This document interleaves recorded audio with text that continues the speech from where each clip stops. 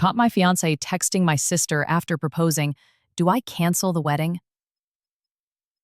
I've never been good at writing posts like this, but yesterday felt like someone took a pencil eraser to my whole future and pressed down until they were just smearing tears across the page. I don't know where to put any of this, so I'm putting it here because I can't hold it alone. Opening. A normal everyday scene. Yesterday morning, I was standing in my small kitchen waiting for my coffee to brew, humming that stupid espresso machine tune from the app on my phone. The light that comes through our kitchen window in the morning is soft and golden, like honey poured over toast, and our cat, Oliver, loves to bask in the little square of sun on the tiled floor. I'd just scattered some blueberries over oatmeal. My fiancé Eric was shaving in the bathroom, and my sister Beth had texted about coming over to help with centerpieces for the wedding. I warmed oat milk, stirred the oatmeal, tasted it for sweetness, and thought, this is it. This is the exact life I asked for when I blew dandelion fluff off my hands as a kid and wished for something like happiness. Eric proposed 3 weeks ago. It was simple and sweet. He did it on a Thursday, after work, in the park near our apartment. He surprised me with a bouquet tied in a ribbon the exact shade of my old ballet slippers. And when he knelt, the evening sunlight caught a bird circling high above us, like the whole world was witnessing. He stammered a little. I cried a lot.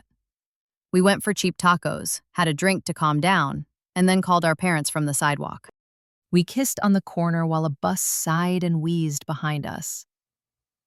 I floated for days afterward, saying fiancé to myself like it was a secret word I'd be caught stealing. Build up. Red flags, sensory details, inner thoughts. But it wasn't all perfect. People say that engagement makes men weird, that some get cold feet or suddenly remember the weight of their decisions. I told myself that every little itch or misalignment was just nerves. I told myself something else, too, that I owed it to the love we'd built to soften the edges, which is another way of saying I ignored some signs. We'd spent the last few weekends doing wedding stuff. Beth has always been my unofficial event planner. She likes lists, and she's good at noticing the one detail everyone else overlooks.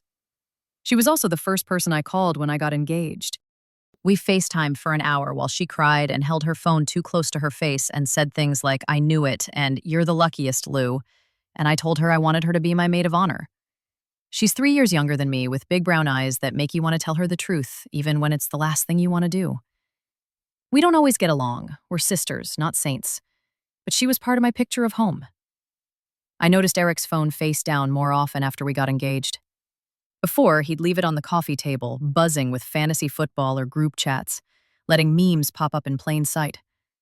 Lately, he'd wedge it under a couch cushion, take it to the bathroom, turn it to silent so the tiny vibrations wouldn't rattle the wooden dresser. I told myself that he was in planning mode, maybe texting his best man about a bachelor party or talking to his mom about rehearsal dinner seating. He's private about some things. I'm private about some things. That's just how we work, I told myself. He started to get weird about Beth, too. Or, no, maybe that's unfair. Not weird, just different. He'd joke about her big opinions on our venue choice, a converted greenhouse with a string lights canopy that makes it feel like you're under a glittering sky. He'd tease about how she gets bossy when she's stressed. Sometimes he'd compliment her in ways that made something inside me go quiet, like the time he said, "Beth's got a knack for making a room look expensive." Nothing unusual. Complimenting your future sister-in-law is normal, right? That there was a way he watched her when she was busy, laughing with the florist or reorganizing timelines. He'd look soft, like he does when he listens to old vinyl records. I noticed it and shoved it into a drawer inside myself and shut it with both hands. Beth and I shared pictures from our Pinterest boards. She would send me links to dresses and then disclaimers. "I know you'll hate it," and then apologize for sending so much. She came over to help me tape tissue paper flowers, and we talked about how our mom and dad had once separated for 6 months when I was 8. We ate M&Ms and built a version of my wedding out of paper and sugar. She slept on my couch, drooling into one of our throw pillows, hair spread over the fabric like spilled ink. I woke early and made pancakes and watched her sleep for a minute. I felt the swell of gratitude people write about in those long captions under pictures of siblings at the beach. The first red flag slapped me in the face on a Tuesday. Eric and I were at dinner with his parents. They were showing us old photos. My mother-in-law keeps this scrapbook of Eric through the years, a collage of haircuts and soccer jerseys and teeth that look like a city skyline before braces. His mom went to the bathroom and his dad took a phone call in the hallway, and Eric's phone lit up. He left it on the table. It was a text from B. That's all. Just B.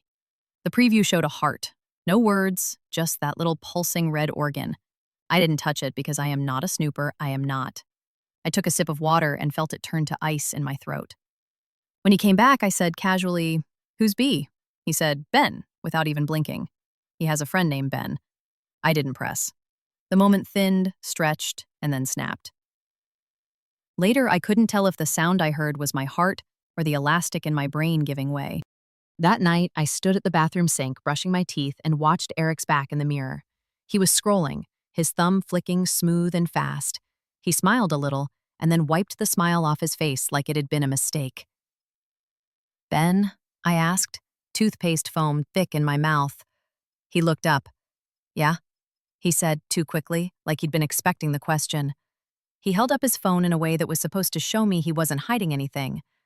The screen was dark by the time he turned it around. 2 days later, I found a pair of earrings on the passenger seat of my car. Tiny pearl studs, classic, simple, exactly the kind Beth would wear. I haven't worn studs in years.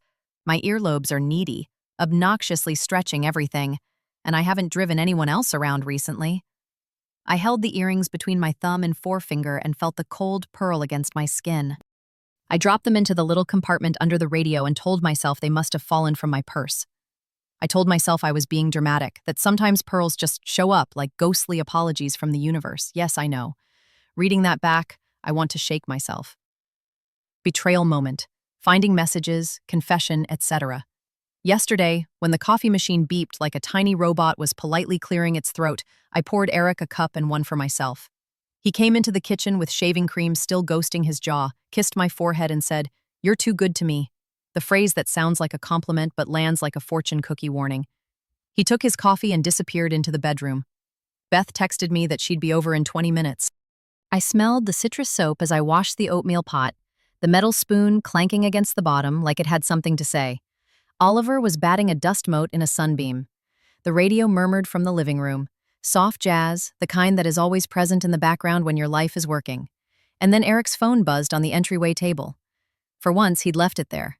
Face up, the vibration rattled the ceramic bowl we keep our keys in, a bright staccato note in the morning's symphony. My stomach did that thing where it drops like the bottom of an elevator when it shouldn't. I told myself not to be a cliché. I told myself to stir my coffee, but then it buzzed again, and the little preview lit. B, as long as no one gets hurt. I don't know if I gasped or if I swallowed it. I do know that there was a pulse in my fingers and a buzz in my teeth that made the room tilt. The second preview came? B. Do you promise? The phone didn't have a lock screen preview messenger that hid content. It was all right there, glaring. Before I could stop myself, my hand hovered, then moved. I know I shouldn't have, but I tapped. The thread opened to the blue bubbles of Eric and the gray of B. The contact photo was blank, just a circle. The name was just B, which is like a cruel little wink at the truth you don't want to face. Beth. B. My throat closed and opened, a fish mouth out of water. Scrolling back, the messages go further than I want to admit. At first, it's harmless, banal coordinating. Beth. I can bring the jars. Eric. Perfect. I'll grab the twine. Then there are messages from late at night, 12:47 a.m., 1:03 a.m., the blue bubble of my fiancé. You're the only one who gets how much she wants this. The gray bubble of my sister. I want it for her too. She deserves everything. Okay, that could still be platonic. The next lines felt like an ice bath, like a choir singing through a straw. Eric, I still can't believe how easy it is to talk to you. B, Please don't say that. It's making it complicated. Eric, I'm sorry. I can't sleep. I keep thinking about Sunday. B. Don't. We agreed. It was a moment. We're grown-ups. We can put it away. Eric, I can't put you away. There it was written in blue. I can't put you away. My hands shook so hard I almost dropped the phone. I scrolled faster. B. It can't happen again. She's my sister.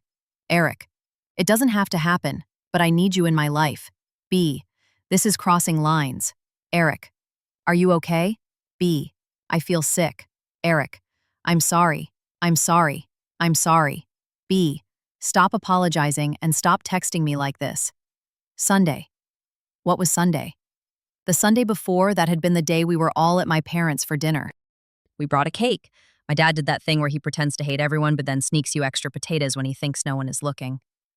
Beth and I went on a walk after dinner like we always do, circling the block with our hands in our coat pockets, our breaths making clouds. She asked me about flowers and I told her I was thinking peonies in spring if we could get them.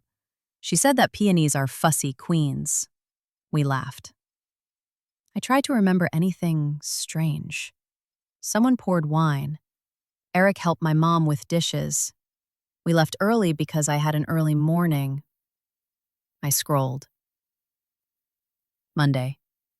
Eric, you looked so beautiful in that green sweater. Beth, this is inappropriate. Think about her. Eric, I am. That's all I do. Beth, then stop. Eric, I can't stop texting you. Beth, you need to. Something in me went very still. Like the world was a snow globe someone had shaken and then set down, settling flakes swirling around a figurine, couple holding hands, smiling like idiots. Footsteps. Eric came down the hall. He was still toweling his face. He saw me with the phone. His pupils went pinprick. Lou, he said, my name like a broken wishbone. What is this? I asked. I didn't raise my voice. I didn't throw the coffee. I just held his phone and asked like I was asking a customer service rep to explain a fee. His mouth opened and nothing came out. Then, it's not... He shut his mouth, swallowed. His Adam's apple bobbed like a punctuation mark. It's not what you think. I held up the phone. You're texting my sister that you can't put her away. He reached for the phone. I took a step back. It's funny how fast your body learns the choreography of betrayal. Retract, recoil, retreat. He didn't chase me. He rubbed his forehead with his hand, dragging his skin upward like he could pull the truth out of his face. We crossed a line. Once. He looked at me then, straight on, like he thought the honesty would be the thing that made me forgive him. We kissed. It was stupid. We were both, he gestured, like he was trying to pick up invisible pieces. It was a moment. We're sorry. The word we is a knife disguised as an arm around your shoulder. My stomach clenched so hard I thought I would be sick. Oliver meowed, a small sound like he was aware the room had shifted and didn't know why. Outside, a truck honked twice. The world continued, stupidly, as if the ground under my feet hadn't cracked in the shape of the people I trusted most. On Sunday, I said, tasting metal. He nodded. At my parents'? He closed his eyes and I watched it happen. I watched him choose a bundle of words instead of a different set. In the hallway by the back door, while you were with your dad in the den, we were putting dishes away. I'm sorry. I shouldn't have. I don't know what happened. It just happened? I finished for him. My mouth was dry. I licked my lips and tasted salt. I don't care how it happened. It happened with my sister in my parents' home. His hands opened and closed like he was squeezing a stress ball that wasn't there. She pushed me away, he added quickly, like it would earn him a ribbon. She said no. She told me we couldn't do that. She said it was wrong. How heroic, I said, and it scared me how calm my voice sounded, like I was doing a museum tour of pain. And the texts? The late night I can't stop thinking about you? That's not a one-time moment. I couldn't sleep, he said. I was spiraling. I talked to her because I didn't want to upset you. It was a mistake. I'm not in love with your sister. I love you. I chose you. I want to marry you. Beth knocked on the door then. 3 little taps that sounded like a decision. I froze. Eric went pale. Outside our door, my sister's voice, the one that always sounds like it's smiling, even when it's not, said, "It's me!" She let herself in with the spare key I gave her last year when she was locked out of her apartment in the rain, and I said, "You should always be able to get to me." The irony wasn't lost as it burned me from the inside out. She stepped into our entryway and her eyes immediately went to me, then to Eric, then to his phone in my hand. She is not stupid. She inhaled sharply, the sound of a balloon breaking in slow motion. "Lou," Beth said, my name in her mouth like a stone. She reached out and then pulled her hand back like there was a flame between us. "I was coming over to tell you." "To tell me what?" My voice sliced the air. "That you kissed my fiancé next to our mother's Tupperware?" She flinched. Tears filled her eyes, surface tension bending until they trembled over. "I am so sorry." It felt like a line from a play we were all performing in, except I hadn't gotten a script. "How long has this been happening?" I asked. I set the phone on the table because it felt contaminated. "Nothing is happening," she said quickly. "We kissed once. We were both stupid." I shut it down. I have been trying to shut it down. She shot a look at Eric, and he looked at the floor like it might write him an excuse. "I told him to stop texting me. I told him I wouldn't be alone with him." "You were alone with him," I said. "You chose to be." The pearly earrings flashed in my mind like a low battery warning. "You were in my car on Monday. You left your earrings." Now she looked confused. "I walked to my place from Mom and Dad's. I didn't go in your car. The only time I was in your car was last week, when we went to the craft store and I took them off because my ear hurt." She touched her earlobe involuntarily. It was red. The earrings, somehow, felt both huge and completely beside the point. The point is the way the world shifted when I turned on his phone. "I came here to tell you," Beth said again. I couldn't breathe. I couldn't look at you without feeling like I was burning. "I was going to tell you everything. I swear to you on our grandmother's name, Lou. I'm so sorry." Emotional fallout. Focus on OP's feelings. Confusion. Heartbreak. I sat down on the bench by the door because my knees went soft. The bench cushion is linen, a shade of gray I picked because it makes me feel like I am good at matching things. I stared at the pattern in the fabric until it blurred. Somewhere in the building, a faucet turned on. The heater kicked in and hummed. Oliver wove around my ankles, meowing a question I couldn't answer. I realized my hands were shaking only because I could hear my bracelet clinking. "I don't understand," I said. It's the most honest sentence I have. "Why? Why my sister? Why now?" Eric said, "It was a moment. If you say moment again, I swear to expletive." I stopped myself, because the word felt too ugly in my mouth, and because I made that deal with myself years ago not to use words like that when I am undone. I closed my eyes.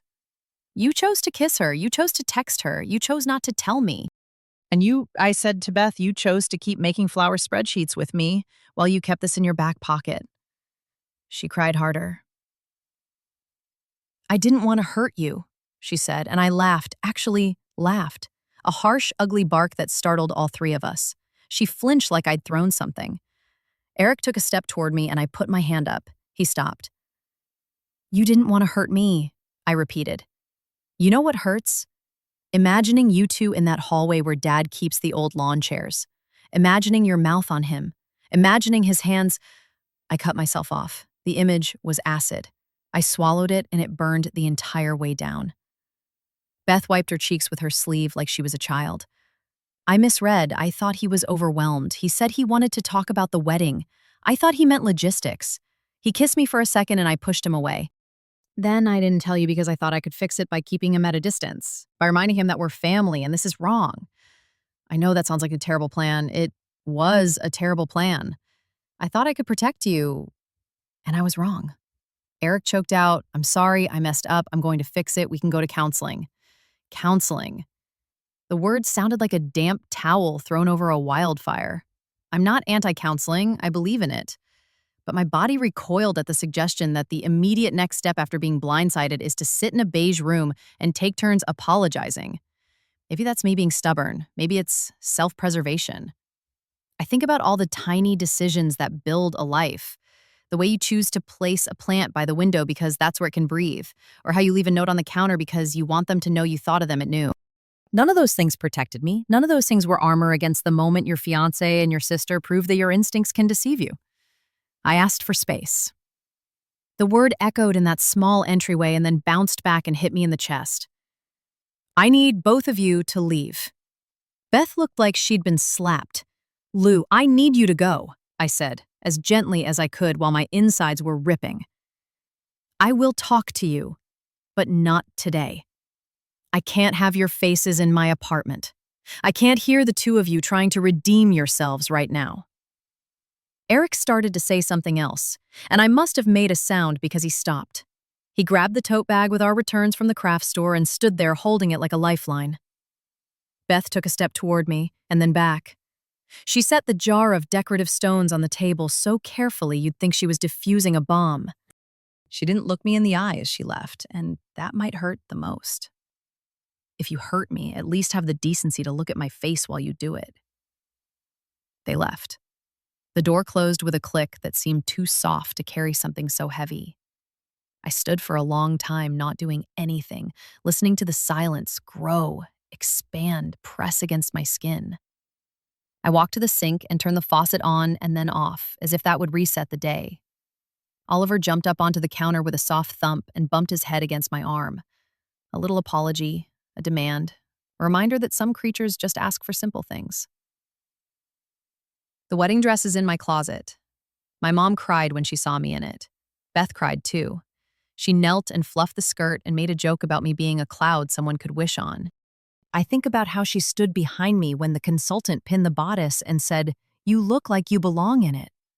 I think about how Eric took my hand at the cake tasting and fed me a bite of chocolate mousse and laughed when I got frosting on my nose.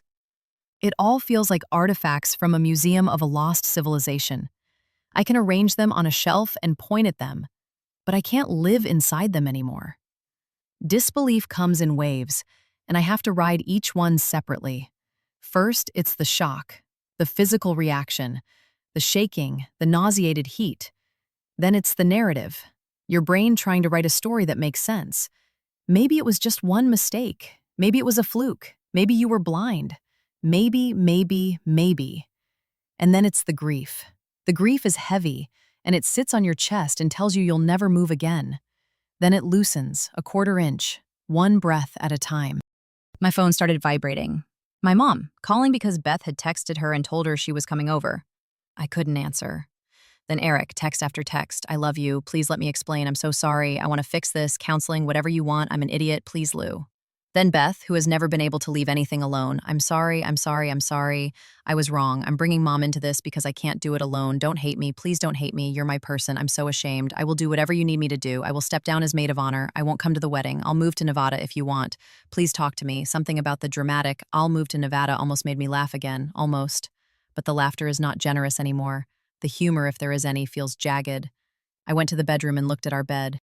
Eric's pillow smelled faintly like his shampoo and an aftershave that's supposed to have cedar notes. It smelled like him, and it made me want to rip the pillowcase off and throw it out the window. I didn't, because I'm not a hurricane. I am a woman who is trying desperately to stay standing. I pulled the dress bag from the closet and unzipped it halfway to breathe. The fabric is satin, heavy and cool. I touched it with the tips of my fingers and then zipped it up again because I couldn't bear myself touching something that pure with hands that feel contaminated. I called my friend Tara.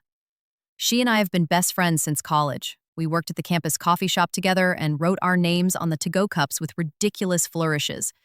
She has a laugh like a bell and a way of telling the truth that never feels like a slap.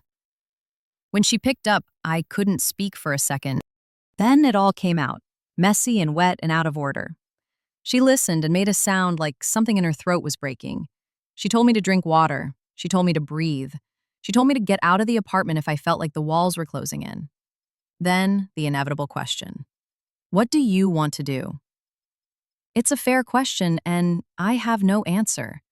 I feel like there's a choose-your-own-adventure book in front of me, and all the options have endings that play in black and white. Do I cancel the wedding?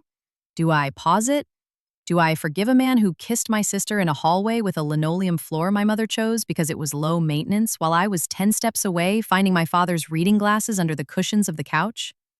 Do I forgive a sister who helped me choose the satin and the cake and the candles while she was swatting his hands away in corners? Do I walk down an aisle and say vows that feel poisonous because I can hear their whispers in my head? Do I blow up my life and sit in the rubble and try to build a better one out of fewer pieces? Do I give him a second chance? Do I give her a second chance? Is everyone human, or is this the line that human beings don't cross? Oliver curled up on my lap like he was trying to remind me that some relationships are simple: food, safety, affection. I stroked his back and stared at the wall and tried to imagine any day in the future where I could look at my sister across a table and not see the words, "I can't put you away," floating above her head like a subtitle. Where I could wake up next to Eric and not imagine his mouth on hers. If I close my eyes, I see Beth at 8, hair and pigtails, freckles full and bright, holding out a popsicle to me because mine fell in the dirt. I love her. I love her the way you love the person who knows the old bruises under your skin and the way you like your eggs. I also hate her a little bit right now in a way that terrifies me. I don't know if this matters, but writing it down feels important. Beth didn't try to defend what happened. She didn't get defensive. She didn't blame me. She said she was wrong.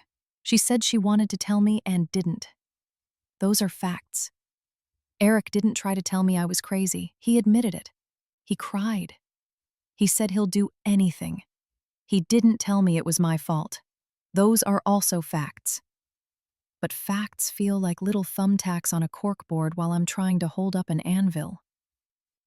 I packed a bag, just a few things.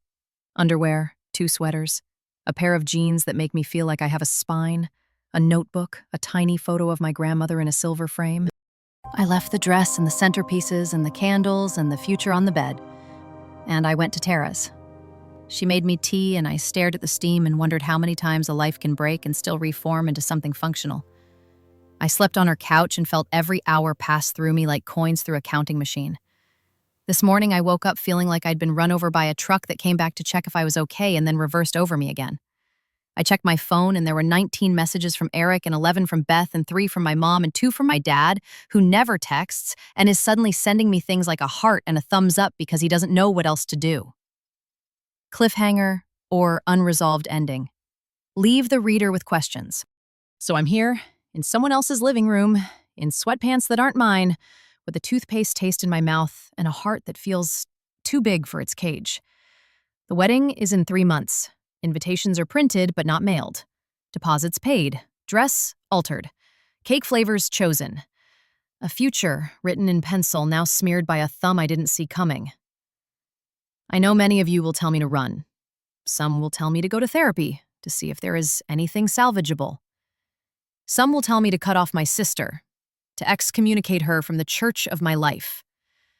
Others will say blood is complicated and that forgiveness is a garden that needs constant tending.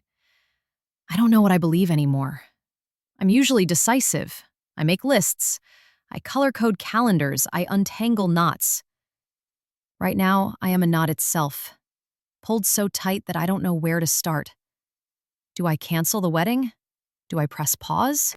Do I sit in a counselor's office and let him apologize to me until the words stop sounding like an instrument out of tune? Do I ask my sister to step away from me for a while and then let her come back in 2 years with new boundaries? Is this the kind of thing you can ever really come back from? When someone shows you they are capable of this kind of carelessness with your heart, do you ever stop waiting for the next wave? When I close my eyes, I can still feel the weight of the phone in my hand. I can still see the sentence, "I can't put you away." It hums under everything. My hands are steady right now as I write this. My breathing is even. That feels like betrayal to my pain somehow, like my body is doing okay while my brain is a burning building. I want to believe in something again. I want to believe in my own judgment most of all. Maybe that's the thing I'm grieving the hardest. The loss of the version of me who didn't question the person she chose. The person who looked at a man and saw a partner instead of a hazard sign blinking behind his eyes. The person who looked at her sister and saw a safe harbor, no matter the weather. I want that woman back. I don't know how to find her, but I think the first step is refusing to bulldoze my own pain. The second is asking for help. So, I'm asking. What would you do? Have any of you survived this and still kept your family intact? Is that even desirable? Is canceling a wedding the bravest thing I can do, or the saddest? Can a relationship survive the sound of my sister's knock at my door at the exact moment the truth arrived? Is there a version of this where I walk down an aisle and feel anything other than a phantom hand pulling me backward by the hair? I keep thinking about that morning light and the oatmeal and the coffee and Oliver's pause in the sunbeam and how it all seemed normal. And then how quickly normal can become a story you tell about a place you used to live. I don't know where to put my hands. I don't know how to stand. I'm here. I'm listening. I'm trying to be brave. TLDR, found text between my fiancé and my sister implying a kiss and ongoing emotional boundary crossing after he proposed. He confessed to one kiss, she admitted and apologized, wedding in 3 months. I asked them both to leave and don't know whether to cancel, pause, or try counseling.